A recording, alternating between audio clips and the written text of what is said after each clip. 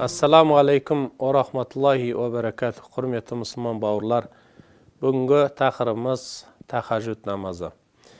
Тахажжуд намазы пайғамбарымыз Мұхаммед саллаллаху алейхи уассаламға міндетті етіп бекітілген. Ал пайғамбарымыздың үмбетіне бұл нәпіл болып табылады. Алла тағала Исра сүресінің 79 аятында пайғамбарымыз саллаллаху алейхи уассаламға арнап былай деп бұйырады. Мұхаммед алейхиссалам, түнде оянып, Құран мен өзіңе тән нәпіл намазын оқы, Раббыңның сені мақтаулы бір орынға жеткізуінен үміт етіледі. Пайғамбарымыз саллаллаху алейхи уассалам тахажжуд намазы туралы былай деген: парыз намаздардан кейінгі ең абзал намаз тахажжуд намазы.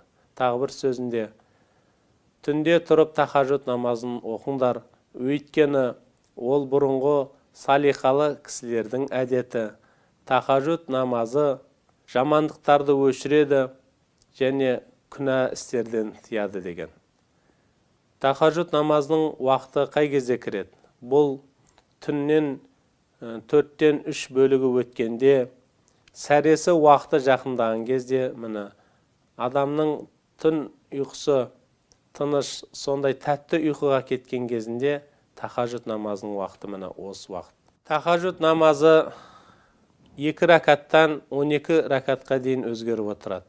Бірақ ең абзалы 2 рәкатта сәлем беріп, бөліп оқу, бұл абзал. Пайғамбарымыз саллаллаху алейхи уассалам Хазіреті Айша анамыздың риуаят етуі бойынша, қандайда бір шаршаған, ауырған сәттерінің өзінде тахажжуд намазын ешқашан тастамаған, ауырған, шаршаған уақыттарында отырып оқиды екен. Түнгі тахажжуд намазын оқыған соншалықты балтырлары ісіп, табаны жарылып кететін еді дейді. Тахажжуд намазы оқылып болған соң, екі жаққа сәлем беріп болған соң, жалпы мұсылмандардың әдеті ол истиғфар дұғасын оқу.